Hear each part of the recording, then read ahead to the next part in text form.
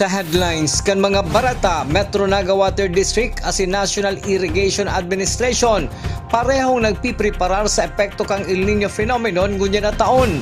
Barangay Abella, Syudad kang Naga pabor na pabor sa paggamit ng solar power streetlights. Kamugtakan kang persons under police custody sa Police Station No. 1 kang Naga City Police Office sinisigurong nababantayan. Preparasyon kang delegates kang Naga College Foundation Incorporated para sa National PRISAA 2026 lagduan na. Uya ang detalyes kan mga bareta sa Newsbreak Weekend. Ako po si Cristina Valenzuela. Newsbreak Weekend. Ako po si Cristina Valenzuela.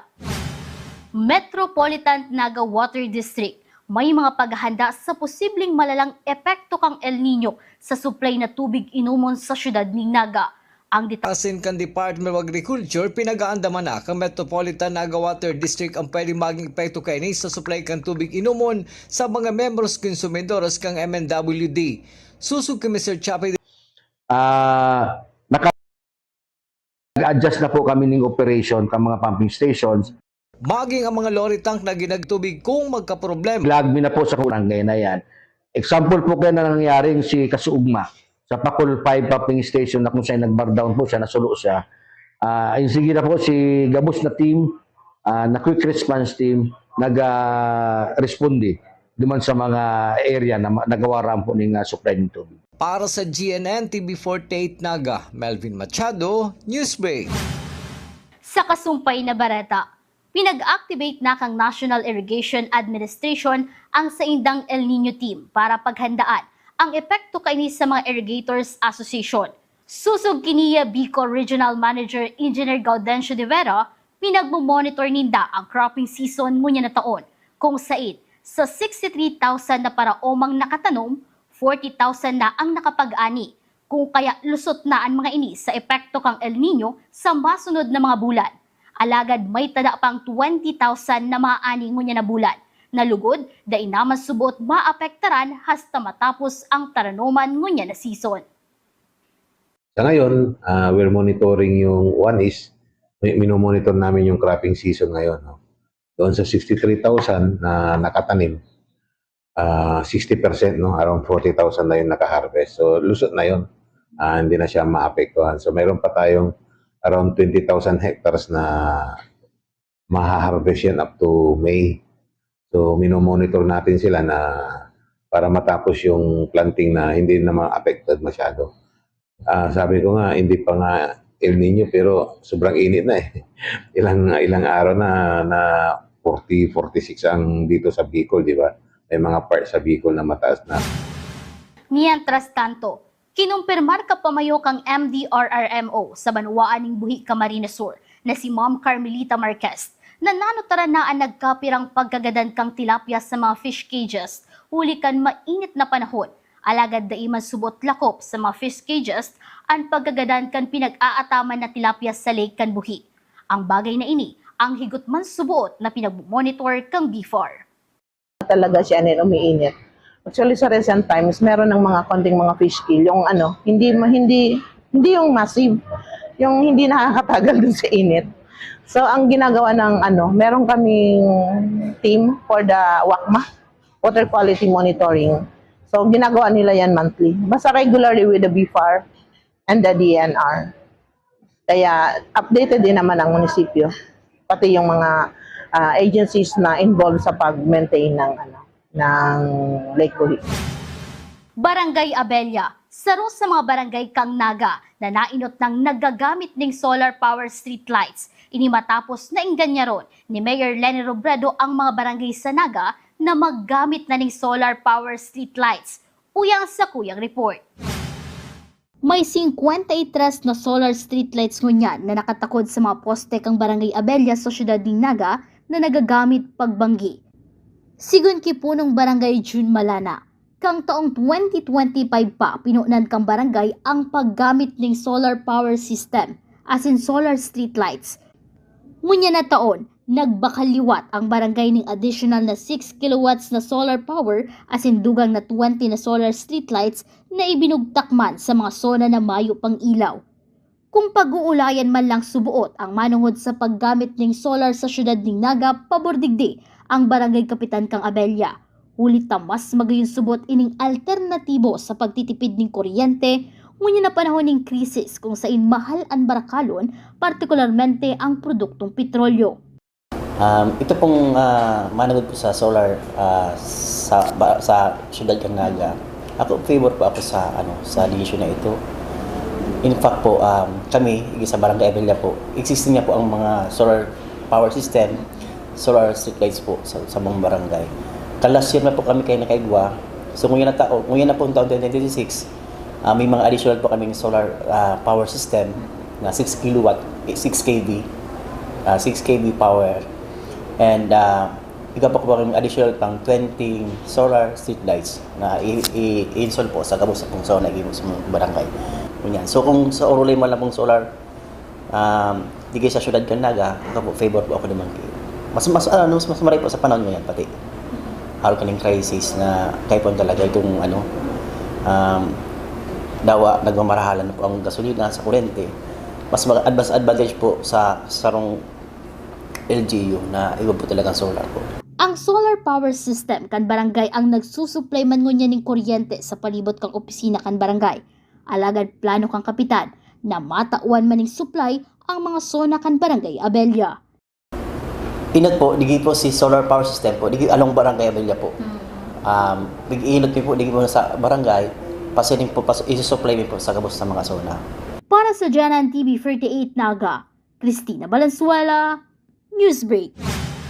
Sa ibang bareta, 2,836 application kan mga nagparehistrong botante sa Commission on Election kang Nabua, Camarines Sur ang pinag-urulayan sa ginibong Election Registration Board hearing kang nakalihis na Abril 21 ngunya na taon.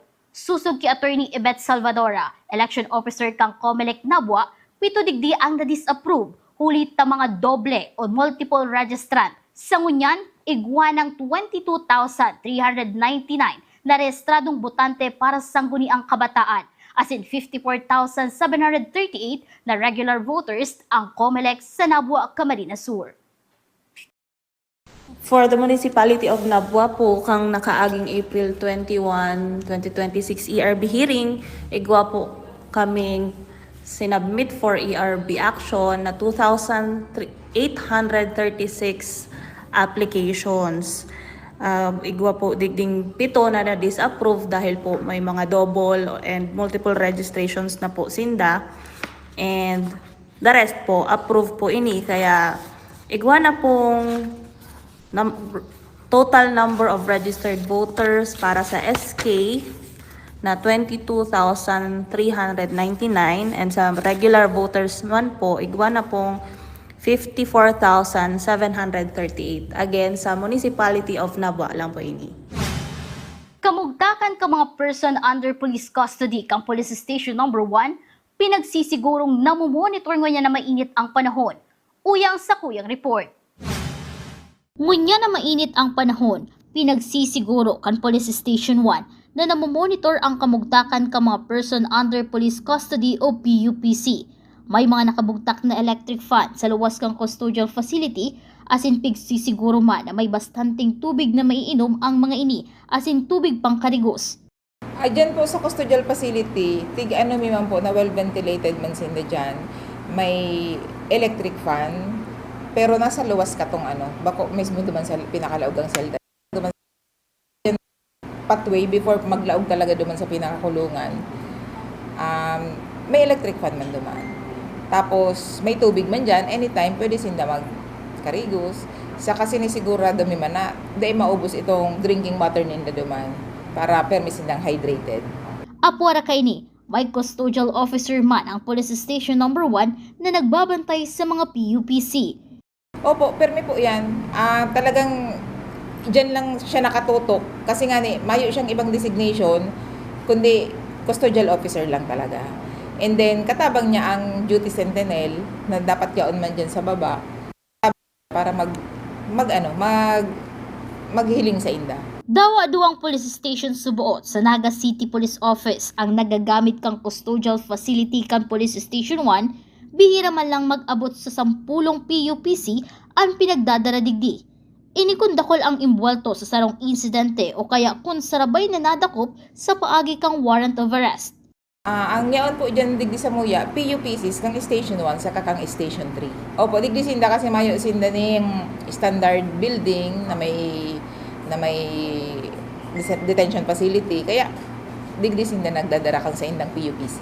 Nagkakaigo po kami dyan ng more than 10. Pag itong may sitwasyon na igwang sarong incident na nadakol ang suspects or sarong may warrant of arrest nadakol sindang nakasuhan.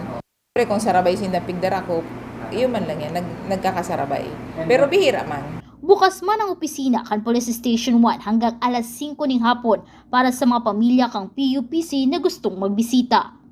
Para sa Janan TV 48 Naga, Cristina Valenzuela, Newsbreak. Sa ibang bareta, Integrated Bar of the Philippines Regional Convention, pinagibos sa probinsya kan Camarines Norte. Mayor Attorney Leni Robredo, iyo ang keynote speaker. Ang detalye sa report ni Juan Carlos Aguirre. Nagbiyahe sa probinsya kan Camarines Norte ang mga abogado hali sa manlain-lain na parte kan Bicol Region para sa saindang pagtiripon bilang parte kan Integrated Bar of the Philippines o IBP Regional Convention na ginibo kan nakaaging Abril 29 asin 30. Sa enot na aldaw kan pagtiripon kan mga abogadong Bicol noon, sinda sinabat kan welcome dinner asin Governor's Night kan Gobyerno Provincial kan Camarines Norte. Sa ikaduwang aldaw sa formal na aktibidad kan IBP Bicolandia, si dating Vice Presidente kan Pilipinas asin presenteng alkalde kan siyudad nin Naga na si Attorney Leni Robredo ang naging bisita asin keynote speaker. Sa programa nagkaigwanin pag-uurulay ang mga abogado sa nagkapirang tema arog kan the evolving practice of law asin transformative legal aid for persons deprived of liberty and inclusive justice for all.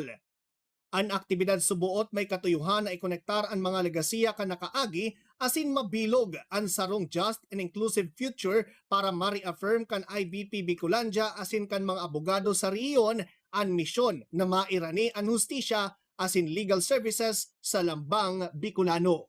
Para sa GNN TV 48 Naga, ini si Juan Carlos Aguirre, Newsbreak. Delegasyon kang Naga College Foundation na mapapalaban sa Prisaan National 2026, padagos ang higot na pagpreparar.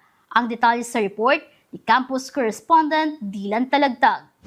Puspusa na ang ginigibong preparasyon kan delegates kan Naga College Foundation Incorporated para sa paabot na National Prisaat 2026.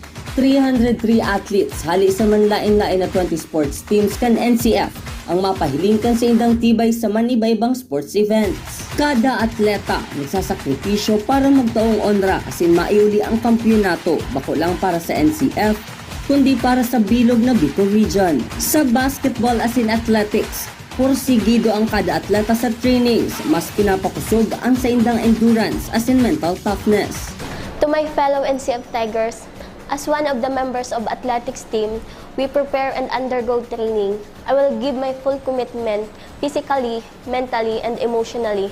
I will stay disciplined and push beyond my limits to represent our school with respect and excellence. Sa volleyball, padagos ang pagpapapusog kan sa indang team chemistry asin team strategy matapos ang sa indang dominanting performance sa regional. O beto kan teams na mas magpahiling ning kusog asin dunong sa national stage. As of now, we're facing some challenges in our preparation. But instead of discouraging us, mas lalo kaming naging motivated. And I think these challenges testing our resilience, discipline, and unity as a team. As a NCF Tigers, we know that representing our school is both an honor and a responsibility because we're not just fighting for ourselves, we're fighting for the whole Bicol region, for our school, the NCF, and for our community. And lalong-lalo na dun sa mga taong naniwala sa amin from the very start of our journey. Ang mga sports alkan taekwondo, swimming, table tennis, sepak takraw asin iba pang sports teams kan NCF. Di man matatawaran ang sa indang dedikasyon asin focus na tinatao sa training. Nagtao manin mensahe sina Vice President for Sports, Culture and the Arts, Dr. Nelba Olaso, asin President ng Naga College Foundation Incorporated na si Mr. Mario Villanueva sa mga atletang Tigre na marepresentar kan NCF asin Bicol Region. Actually, during the training, focus talaga sila. Okay, like in athletics, we do it every day. Now, ang focus nila talagang para sa national games. To our athletes competing in the national PRISA this coming May 9 to 15 in Bacolod City.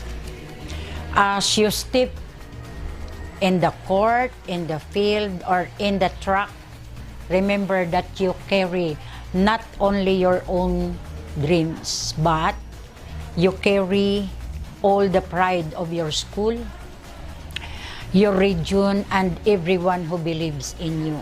Compete with courage and give your best. To our NCF Tigers, athletes, coaches, and staff, good luck sa lakad natin sa Bacolod. Let's bring the banner of Fighting Tigers from Naga. Dahil kita padadaog basta-basta, pero laban lang. Let's enjoy the games, give our best, and show them that the NCF Tigers will be there bannering the championship that we have held here in Bicol.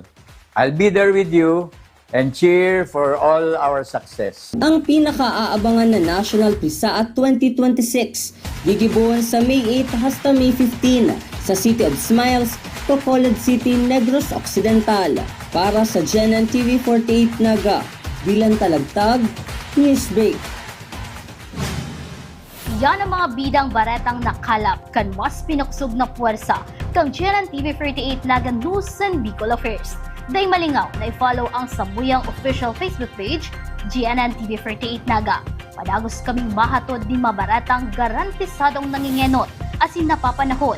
I-hit ang subscribe button sa Samuyang official YouTube channel, GNN TV 48 Naga, para updated kita sa mga bareta asin istoryang bidaan Bicolano, maski aldaw ning Sabado. Ako po si Cristina Valenzuela, asin ini ang GNN TV 48 Naga Newsbreak Weekend. The digital age is here. They warn us of a cold, efficient world where the human touch is lost to automation. But we refuse to accept that choice.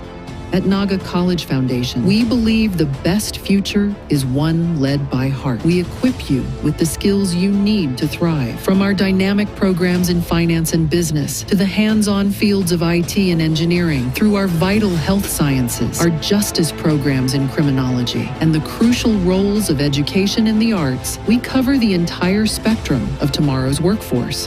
Here, you don't just become future ready, you become a worker with empathy, a leader who understands that technology must serve humanity. Choose the college that prepares you not just for the job, but for the world. The future is here at NCF. Enroll at Naga College Foundation. Let us build a brighter, kinder tomorrow.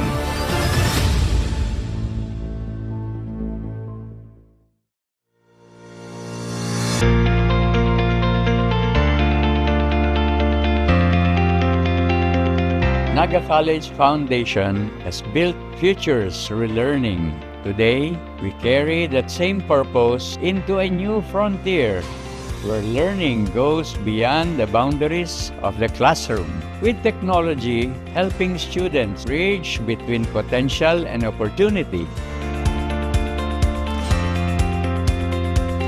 With the digital age challenging us to rethink what learning means, how can we strengthen our communities and shape generations of leaders who will carry the spirit of service and excellence beyond our campus? Digital transformation is not just about adopting technology for the sake of it. It's about widening the path to opportunity. Every learner can access the same quality of education with the same confidence to thrive in a fast-changing world. With the support of digital platforms and our partnership with Samsung, every teacher and student is now equipped with a Galaxy Tab A9 Plus, The single step has transformed access to learning, allowing classes to continue wherever our learners are, regardless of circumstance or environment.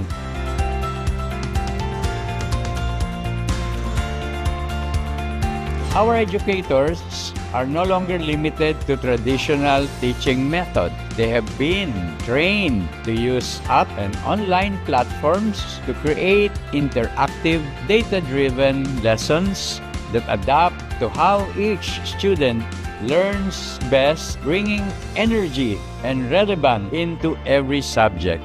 Students in turn are collaborating digitally across teams and disciplines, mirroring the very environments they will soon enter in the professional world. We have taken learning beyond the classroom, empowering teachers to inspire and students to lead by embracing technology and making tablets part of our curriculum.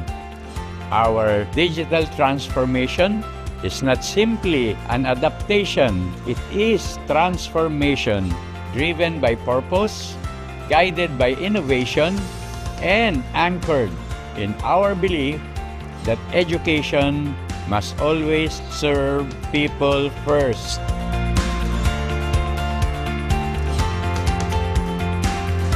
Our mission to democratize technology in education has taken a significant step forward with Samsung. By empowering every student to leap into the future, we ensure that true transformation begins where opportunity is shared by everyone, everywhere.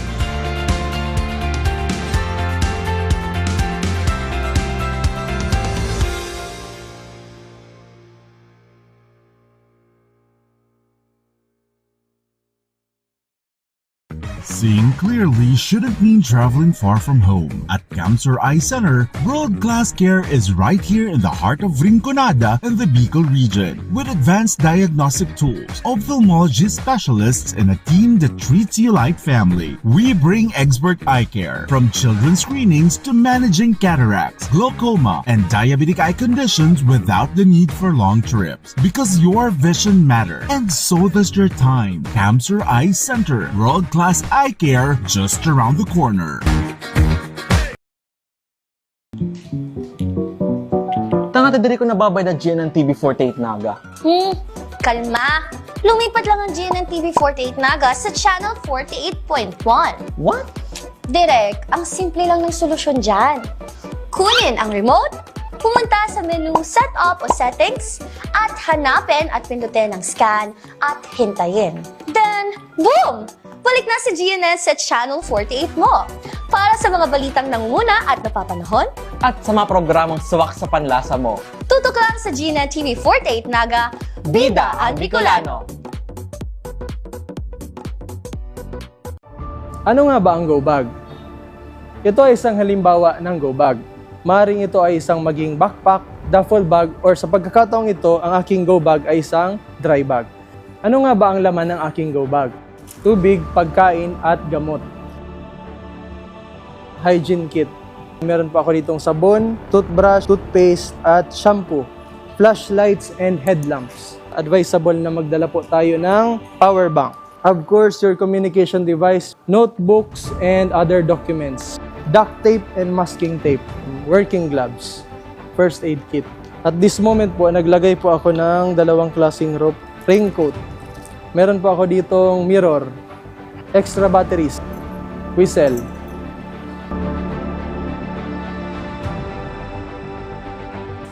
Ang layunin ng Bureau of Fire Protection ay ligtas na buhay at ari-arian. Sa muli po, ako ay si Fire Officer Juan Baquero from Bureau of Fire Protection, Naga City Fire Station na nagpapaalala, laging maging handa para ligtas sa sakuna.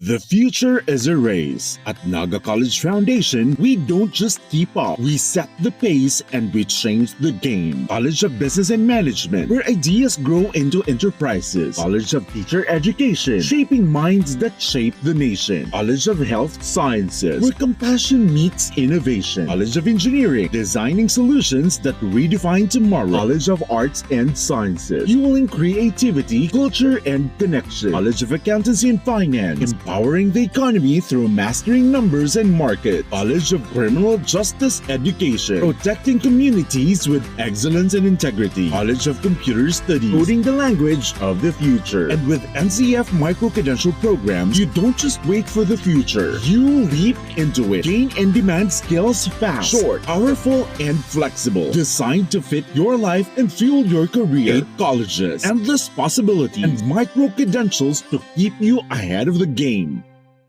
Be a champion, be a tiger today. NCF's the quest, let's lightning your way.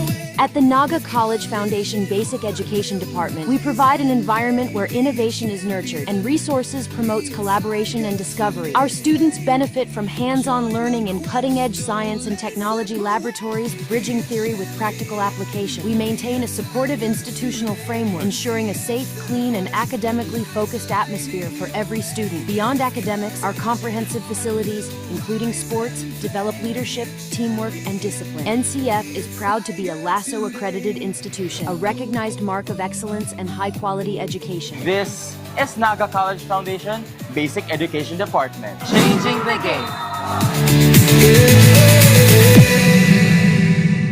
At NCF, we're all about that holistic grind. Hands-on training, real-world experience, and affordable education that gets you industry ready.